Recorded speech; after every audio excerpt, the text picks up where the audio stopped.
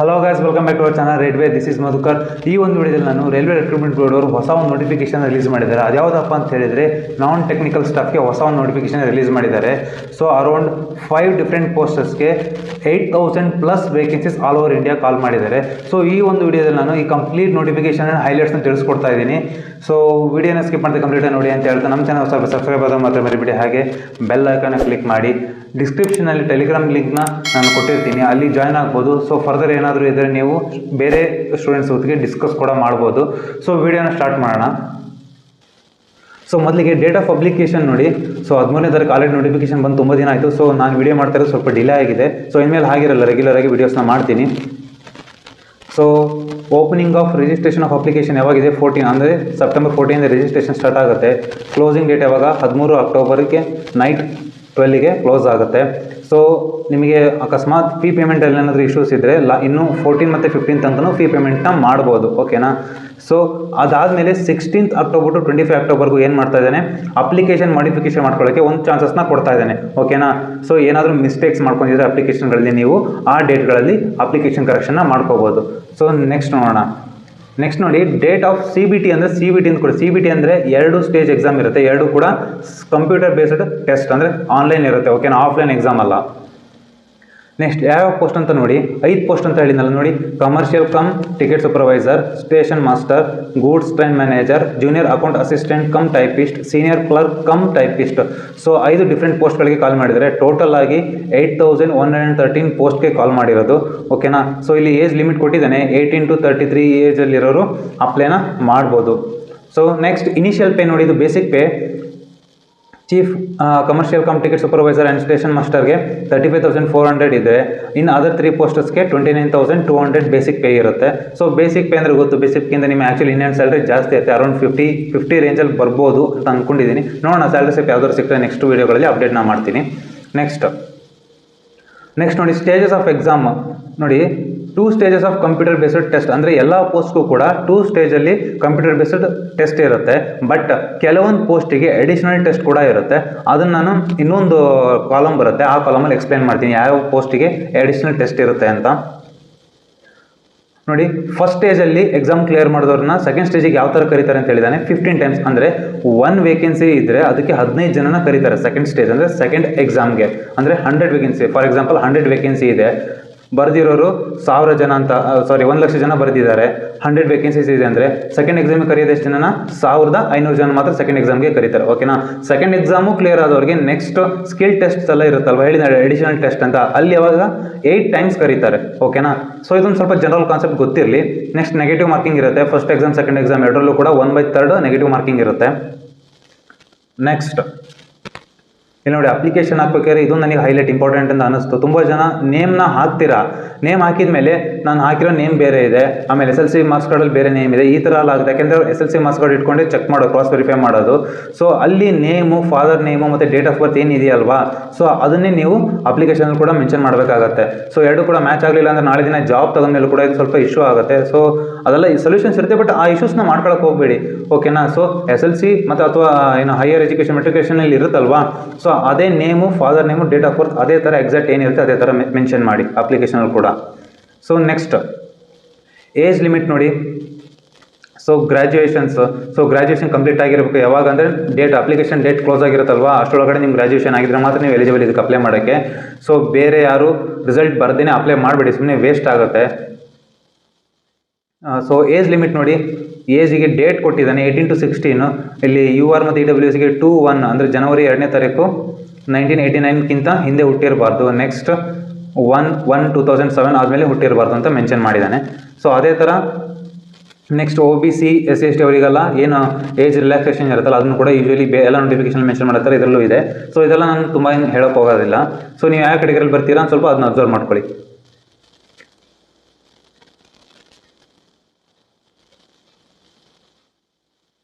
Next exam fees.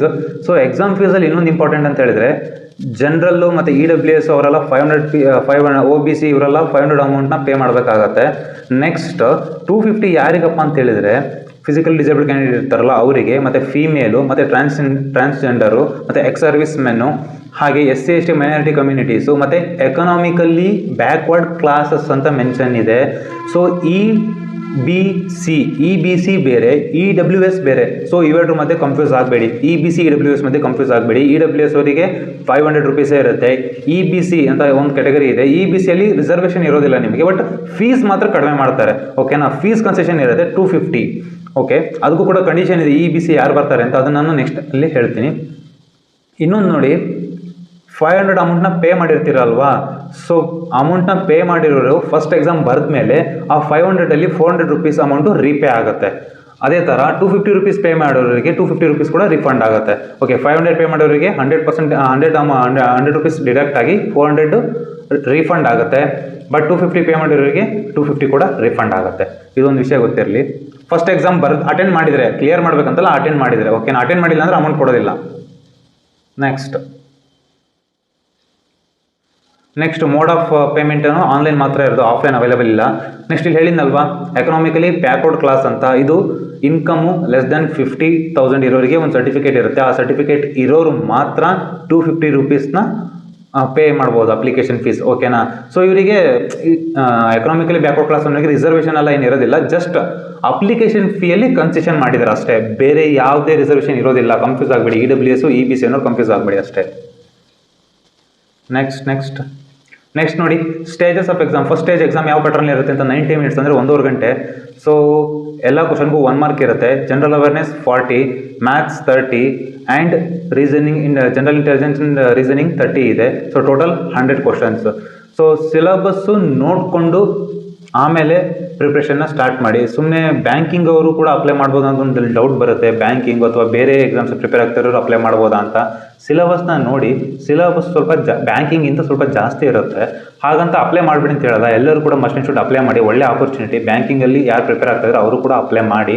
ಆದರೆ ಏನೇನು syllabus extra ಬರುತ್ತೆ ಅನ್ನೋದು ಕೂಡ ತಿಳ್ಕೊಳ್ಳಿ. ಓಕೆನಾ, ಸೊ ಸಿಲೆಬಸ್ ತುಂಬ ಇಂಪಾರ್ಟೆಂಟ್ ಆಗುತ್ತೆ. ಸುಮ್ಮನೆ ಬರೆದ್ರೆ ಕ್ಲಿಯರ್ ಮಾಡೋದು ತುಂಬ ಕಷ್ಟ ಇರುತ್ತೆ.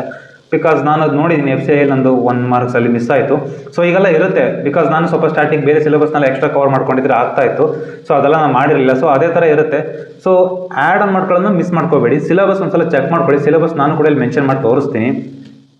And one more thing, first ಎಕ್ಸಾಮ್ಲು ಸೆಕೆಂಡ್ ಎಕ್ಸಾಮ್ ಎರಡರಲ್ಲೂ ಕೂಡ 1/3 ನೆಗೆಟಿವ್ ಮಾರ್ಕಿಂಗ್ ಇರುತ್ತೆ, ಅದನ್ನು ಮಾತ್ರ ಮರಿಬೇಡಿ. ಸಿಲೆಬಸ್ ನೋಡಿ, maths, number system, decimals, fraction, LCM, SCF, ratio and proportion, percentage, mensuration, time and work, time and distance, simple interest, compound interest, profit and loss, elementary algebra. So ಇಲ್ಲಿವರೆಗೂ ಬ್ಯಾಂಕಿಂಗಲ್ಲಿ ಬರುತ್ತೆ, but elementary algebra, geometry and trigonometry, elementary statics ಇದೆಲ್ಲ banking ಫೀಲ್ಡಲ್ಲಿ ಬರೋದಿಲ್ಲ. So ಇದೆಲ್ಲ ನೀವು extra ಓದ್ಕೋಬೇಕಾಗುತ್ತೆ. So every question ತುಂಬ important ಆಗುತ್ತೆ ನಿಮ್ಮ ಸೆಲೆಕ್ಷನಿಗೆ. ಸೊ ಇದನ್ನು ಆ್ಯಡ್ ಆನ್ ಮಾಡ್ಕೋಬೇಕಾಗತ್ತೆ. ಜನರಲ್ ಇಂಟೆಲಿಜೆನ್ಸ್ ಆ್ಯಂಡ್ ರೀಸನಿಂಗಲ್ಲೂ ಅಷ್ಟೇ, ಅನಾಲಜೀಸು, completion of numbers, alphabetic series, coding, decoding, mathematical operation, similarities, differences ಕೆಲವೊಂದು ಇದೆ, ಕೆಲವೊಂದು ಬ್ಯಾಂಕಿಂಗಲ್ಲಿ ಇಲ್ಲ. ಸೊ ಅದೆಲ್ಲ ಎಕ್ಸ್ಟ್ರಾ ಆಡ್ ಆಗುತ್ತೆ. ಜನರಲ್ ಇಲ್ಲಿ ಕೊಟ್ಟಿರೋದು ಇನ್ನೊಂದು important, general awareness, not current affairs. ಓಕೆನಾ, ಜನರಲ್ ಅವೇರ್ನೆಸ್ ಬೇರೆ, ಫೈನಾನ್ಷಿಯಲ್ ಅಥವಾ ಕರೆಂಟ್ ಅಫೇರ್ಸೇ ಬೇರೆ. ಸೊ ಬ್ಯಾಂಕಿಂಗ್ ಅವರು ಇದನ್ನು ಓದ್ಬೋದು ಅಂತ ಅನ್ಕೊಂಡ್ಬಿಟ್ಟಿರ್ತಾರೆ. ಜನರಲ್ ಅವೇರ್ನೆಸ್ ಅಂದರೆ ಆಲ್ ಓವರ್ ಸ್ಟ್ಯಾಟಿಕ್ GK ಅಂದರೆ ಹಿಸ್ಟ್ರಿ, ಪಾಲಿಟಿ, ಎಕಾನಮಿ, ಜಿಯೋಗ್ರಫಿ ಇದೆಲ್ಲ ಕೂಡ ಕವರ್ ಆಗುತ್ತೆ. ಸೊ ಇದನ್ನು ಕೂಡ ನೀವು ಓದಬೇಕಾಗತ್ತೆ. And minimum % of marks of eligibility in various categories. ನೋಡಿ, ಮಿನಿಮಮ್ ಮಾರ್ಕ್ಸ್ ಎಷ್ಟು ತೆಗಿಬೇಕಂತೆ, ಎಲ್ಲ ಬೇರೆ ಬೇರೆ ಕ್ಯಾಟಗರಿಗೆ ಮಿನಿಮಮ್ ಮಾರ್ಕ್ಸ್ ತೆಗಿಲೇಬೇಕಂತ ಹೇಳಿದ್ದಾರೆ. ಜನರಲ್ಲಿಗೆ 40%, EWSಗೆ 40%, OBC 30%, SC 30%, ST 25% ಅಂತೆ. ಸೊ ಇದು ಮಿನಿಮಮ್ ಮಾರ್ಕ್ಸ್ ತೆಗಿಲೇಬೇಕು. ಓಕೆನಾ, ನಾಟ್ ಕ್ವಾಲಿಫೈಯಿಂಗ್ ಅಲ್ಲ, ಎಕ್ಸಾಮ್ ಕ್ವಾಲಿಫೈಯಿಂಗ್ ಮಾರ್ಕ್ಸ್ ಅಲ್ಲ, ಮಿನಿಮಮ್ ಮಾರ್ಕ್ಸ್ ತೆಗಿಲೇಬೇಕು ನೀವು. ಸೊ ಮಿನಿಮಮ್ ಮಾರ್ಕ್ಸ್ ಬೇರೆ, 1:15 ತೆಗಿತಾರಲ್ಲ ಸೆಕೆಂಡ್ಸ್, ಅದು ಬೇರೆ. ಸೊ ಎರಡರ ಮಧ್ಯೆ ಕನ್ಫ್ಯೂಸ್ ಆಗಬೇಡಿ. ಅಂದರೆ 40% ತೆಗೆದ್ರೆ ನೀವು ಅಟ್ಲೀಸ್ಟ್ ಫಸ್ಟ್ ಎಕ್ಸಾಮ್ನ ಅಟೆಂಡ್ ಮಾಡಿದ್ದೀರ ಅಂತ ನಿಮ್ಮನ್ನು ನೋಟಿಸ್ ಮಾಡ್ತಾರೆ. ಇಲ್ಲ ಅಂದರೆ ನೀವು ಫೇಲ್ ಅಂತಲೇ ಅರ್ಥ ಫಸ್ಟ್ ಎಕ್ಸಾಮಲ್ಲಿ. ಓಕೆನಾ, ಸೊ ಅಕಸ್ಮಾತ್ ಯಾರ್ಯಾರು 40% ಮಾರ್ಕ್ಸ್ನ ತೆಗೆದು ಕ್ಲಿಯರ್ ಮಾಡಿರ್ತಾರೋ ಅವರಲ್ಲಿ 1:15 ತೆಗಿತಾರೆ ನೆಕ್ಸ್ಟ್ ಸೆಕೆಂಡ್ ಎಕ್ಸಾಮ್ಗೆ. ಸೊ ಇದು 1:15 ತೆಗಿತಾರೆ. ಸೊ ಈ ಥರ ಇರುತ್ತೆ ಪ್ರೊಸೆಸ್ಸು. ನೆಕ್ಸ್ಟ್ ನೋಡಿ, ಸೆಕೆಂಡ್ ಎಕ್ಸಾಮ್ ಕೂಡ ಸೇಮ್ ಸಿಲೆಬಸ್, ಸೇಮ್ ಸೆಕ್ಷನ್ಸ್ ಇರುತ್ತೆ, 90 minutes, same timings. But questions vary ಆಗುತ್ತೆ. ಜನರಲ್ ಅವೇರ್ನೆಸ್ಸಲ್ಲಿ 40 ಇತ್ತು, ಇಲ್ಲಿ 50 ಇದೆ. ಮ್ಯಾಥ್ಸ್ 35 ಇದೆ, ಜನರಲ್ ಇಂಟೆಲಿಜೆನ್ಸ್ 35 ಇದೆ. ಟೋಟಲ್ 120 ಕ್ವಶನ್ಸ್ ಇದೆ. ಸೊ ಎಲ್ಲದಕ್ಕೂ ಕೂಡ 1 ಮಾರ್ಕ್ಸ್ ಇರುತ್ತೆ, 1/3 ನೆಗೆಟಿವ್ ಮಾರ್ಕಿಂಗ್ ಇರುತ್ತೆ. ಸೊ ಸಿಲೆಬಸ್ ಸೇಮ್, ಪ್ರಿಲಿಮ್ಸಲ್ಲಿ ಏನು ಸಿಲೆಬಸ್ಸು, ಮೇನ್ಸಲ್ಲೂ ಕೂಡ ಅದೇ syllabus. And minimum percentage marks ಕೂಡ ಸೇಮ್ ಇದೆ. General EWS 40%, OBC 30%, SC 30%, ST 25%. Next ನಾ ಸ್ಟಾರ್ಟಿಂಗಲ್ಲಿ ಒಂದು ಹೇಳಿನಲ್ವಾ 2 ಸ್ಟೇಜಸ್ನ ಕಂಪ್ಲೀಟ್ ಆದಮೇಲೆ ಇನ್ನೊಂದು ಎಕ್ಸ್ಟ್ರಾ ಆ್ಯಡ್ ಆನ್ ಸ್ಟೇಜ್ ಇರುತ್ತೆ ಕೆಲವೊಂದು ಪೋಸ್ಟ್ಗಳಿಗೆ ಅಂತ. ಸೊ ಅದನ್ನ ಇಲ್ಲಿ ಮೆನ್ಷನ್ ಮಾಡಿದ್ದಾನೆ. ಇಲ್ಲಿ ನೋಡಿ, ಟ್ರೈನ್ ಮ್ಯಾನೇಜರ್ಗೆ ಫಸ್ಟ್ ಎಕ್ಸಾಮ್, ಸೆಕೆಂಡ್ ಎಕ್ಸಾಮ್ ಅಷ್ಟೇ, ಅವರಿಗೆ ಸ್ಕಿಲ್ ಟೆಸ್ಟ್ ಯಾವುದೂ ಇರೋದಿಲ್ಲ. ಸೀನಿಯರ್ ಕಮ್ ಟೈಪಿಸ್ಟ್ ಮತ್ತು junior account assistant cum typist ಇದೆಯಲ್ಲ, ಅವರಿಗೆ ಫಸ್ಟ್ ಎಕ್ಸಾಮ್ ಮತ್ತು ಸೆಕೆಂಡ್ ಎಕ್ಸಾಮ್ ಎರಡೂ ಕೂಡ ಆದಮೇಲೆ ಟೈಪಿಂಗ್ ಸ್ಕಿಲ್ ಟೆಸ್ಟ್ ಅಂತ ಇರುತ್ತೆ. ಸೊ ಅದೆಲ್ಲ ಟೈಪಿಂಗ್ ಸ್ಪೀಡೆಲ್ಲ ಮೆನ್ಷನ್ ಮಾಡಿದ್ದೀನಿ. ಕಂಪ್ಲೀಟ್ ಡೀಟೇಲ್ಸ್ನ ನೀವು ನೋಟಿಫಿಕೇಷನಲ್ಲಿ ನೋಡ್ಬೋದು. ನೋಟಿಫಿಕೇಷನ್ ನನ್ನ ಟೆಲಿಗ್ರಾಮ್ ಚಾನಲಲ್ಲಿ ಅಪ್ಲೋಡ್ ಮಾಡಿರ್ತೀನಿ. ಸೊ ಟೆಲಿಗ್ರಾಮ್ ಚಾನಲ್ ಲಿಂಕ್ನ ಡಿಸ್ಕ್ರಿಪ್ಷನ್ ಕೊಟ್ಟಿದ್ದೀನಿ, ಅಲ್ಲಿ ಹೋಗಿ ಜಾಯ್ನ್ ಆಗಿ full complete notification application apply ಮಾಡೋಕ್ಕಿಂತ ಮುಂಚೆ ಒಂದ್ಸಲ ಚೆಕ್ ಮಾಡ್ಕೊಳ್ಳಿ. Next, commercial cum ticket supervisor ಇದೆಯಲ್ಲ, ಆ ಪೋಸ್ಟಿಗೆ ಯಾವುದೇ ಅಂತ ಸ್ಕಿಲ್ ಟೆಸ್ಟ್ ಇಲ್ಲ, just first and second exam clear ಮಾಡಿದ್ರಾಯಿತು. ಸ್ಟೇಷನ್ ಮಾಸ್ಟರ್ಗೆ ಕಂಪ್ಯೂಟರ್ ಬೇಸ್ಡ್ ಆಪ್ಟಿಟ್ಯೂಡ್ ಟೆಸ್ಟ್ ಇರುತ್ತೆ. ಸೊ ಇದೆಲ್ಲ ಎಕ್ಸ್ಟ್ರಾ, ಆ 3 ಪೋಸ್ಟಿಗೆ 3 ಎಕ್ಸ್ಟ್ರಾ ಸ್ಕಿಲ್ ಟೆಸ್ಟ್ ಇರುತ್ತೆ. ಓಕೆನಾ. ನೆಕ್ಸ್ಟ್, ಬೆಂಗಳೂರಲ್ಲಿ ಅಂದರೆ ಬೆಂಗಳೂರು ರೀಜನ್, ನಮ್ಮ ರೀಜನ್ ಕರ್ನಾಟಕ ರೀಜನ್ನಿಗೆ ಎಷ್ಟು ವೇಕೆನ್ಸೀಸ್ ಇದ್ದಾವೆ ಅಂತ ಹೇಳಿದರೆ ಟೋಟಲ್ ಆಗಿ 496 ಇದೆ. Chief commercial cum ticket supervisor 51 ಇದೆ ಟೋಟಲು. ಸ್ಟೇಷನ್ ಮಾಸ್ಟರ್ 116 ಇದೆ. ಗೂಡ್ಸ್ ಟ್ರೈನ್ ಮ್ಯಾನೇಜರ್ 237 ಇದೆ. Junior account assistant cum typist 88 ಇದೆ. Senior clerk cum typist 2 vacancies ಇದೆ. ಸೊ ಅಗೇನ್ SWR, ಓಕೆ ಅದೆಲ್ಲ ಡಿವಿಷನ್ ಎಲ್ಲ ಬೇಡ, ಬಟ್ ವೇಕೆನ್ಸೀಸ್ನ ನೀವು ಅಬ್ಸರ್ವ್ ಮಾಡಿ. 2 ವೇಕೆನ್ಸೀಸ್ ಇದೆ. ಟೋಟಲ್ ಆಗಿ 496 ವೇಕೆನ್ಸೀಸ್ ಇದೆ. ಓಕೆನಾ. ಸೊ ಇದಿಷ್ಟು ಈ ನೋಟಿಫಿಕೇಷನ್ನ ಹೈಲೈಟ್ಸ್ ಆಗಿತ್ತು. ಈ ನೋಟಿಫಿಕೇಷನ್ ಅಂದರೆ ಇದಕ್ಕಿಂತ ನಿಮಗೆ ಎಕ್ಸ್ಟ್ರಾ ಇನ್ಫಾರ್ಮೇಷನ್ ಬೇಕು ಅಂತ ಹೇಳಿದ್ರೆ ನೋಟಿಫಿಕೇಷನಲ್ಲಿ ಕಂಪ್ಲೀಟಾಗಿ ಕೊಟ್ಟಿದ್ದಾರೆ. ಸೊ ಅರೌಂಡ್ 80 ಪೇಜಸ್ ಇದೆ. 80 ಪೇಜಸ್ನ ನಾನು ವೀಡಿಯೋದಲ್ಲಿ ಓದೋಕ್ಕಾಗೋದಿಲ್ಲ. ಸೊ ಟೆಲಿಗ್ರಾಮ್ ಚಾನಲಲ್ಲಿ ನಾನು ಈ ನೋಟಿಫಿಕೇಷನ್ ಅಪ್ಲೋಡ್ ಮಾಡಿದ್ದೀನಿ. ಸೊ ಇಂಟ್ರೆಸ್ಟ್ ಇರೋರು ಅಪ್ಲೈ ಮಾಡ್ತೀವಿ, ಓದ್ತೀವಿ, ಎಕ್ಸಾಮ್ನ ಅಟೆಂಡ್ ಮಾಡ್ತೀವಿ ಅನ್ನೋರು ಟೆಲಿಗ್ರಾಮ್ ಚಾನಲ್ನ ಜಾಯ್ನ್ ಆಗಿ ಆ ನೋಟಿಫಿಕೇಷನ್ನ ಅಪ್ಲೈ ಮಾಡೋಕ್ಕಿಂತ ಮುಂಚೆ ಕಂಪ್ಲೀಟಾಗಿ ಒಂದ್ಸಲ ಓದ್ಬಿಟ್ಟು ಅಪ್ಲೈ ಮಾಡಿ. ಸೊ ಒಳ್ಳೆ ಆಪರ್ಚುನಿಟಿ, ಯಾರು ಕೂಡ ಮಿಸ್ ಮಾಡ್ಕೋಬೇಡಿ. ಸೊ ಎಲ್ಲರೂ ಅಪ್ಲೈ ಮಾಡಿ ಅಂತ ಹೇಳ್ತಾ ಸಿಗೋಣ ನೆಕ್ಸ್ಟ್ ವೀಡಿಯೋದಲ್ಲಿ.